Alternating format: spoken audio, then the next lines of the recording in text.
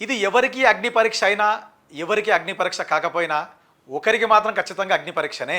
అది మన ముఖ్యమంత్రి రేవంత్ రెడ్డి గారికి. ఎందుకు అగ్ని పరీక్ష అంటే ఈ 2 సంవత్సరాల పాలన ఈ మార్క్ అనేది పబ్లిక్లో నుంచి చూపించుకోవాలా అని చెప్పేసి రేవంత్ రెడ్డి గారు చాలా కసి మీద ఉన్నారు. ఎందుకంటే ఇప్పుడు నెక్స్ట్ వచ్చేసి స్థానిక సంస్థల ఎలక్షన్స్ తెలంగాణలో ఎన్నో చూస్తున్నాం మనం. యూరియా గొడవలని, హైడ్రా గొడవలని, ఫీజు రియంబర్స్మెంట్ అని చెప్పేసి ఈరోజు జరుగుతున్న ఇష్యూయే కావచ్చు, చాలా మటుకు చూసి గవర్నమెంట్ మీద కేబుల్ ఆపరేటర్స్ యొక్క నిరసననే కావచ్చు, చాలా మటుకు రైతుల ఆవేదననే కావచ్చు, చాలా మటుకు వ్యతిరేకత అనేది మూట కట్టుకున్నారు కాంగ్రెస్ గవర్నమెంట్ వాళ్ళు.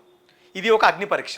ఎందుకంటే ఇక్కడ మేము గెలిస్తేనే రేపు స్థానిక సంస్థల ఎలక్షన్స్లో ఇది చూపించిపోవడానికి, అంటే ఇక్కడ మేము గెలిచినామంటే మా పబ్లిక్ నమ్మిరు మమ్మల్ని ఇక్కడ, అంటే మేము చేసే అభివృద్ధి కార్యక్రమాలు పబ్లిక్లోకి వెళ్ళినాయి కాబట్టే మమ్మల్ని ఇక్కడ గెలిపించారు అని చెప్పేసి అదొక నినాదం కాంగ్రెస్ వాళ్ళు ఎత్తుకొని స్థానిక సంస్థల ఎలక్షన్స్ పోవడానికి కూడా సిద్ధమవుతున్నారు అన్నట్టు మనకు సమాచారం ఉన్నది.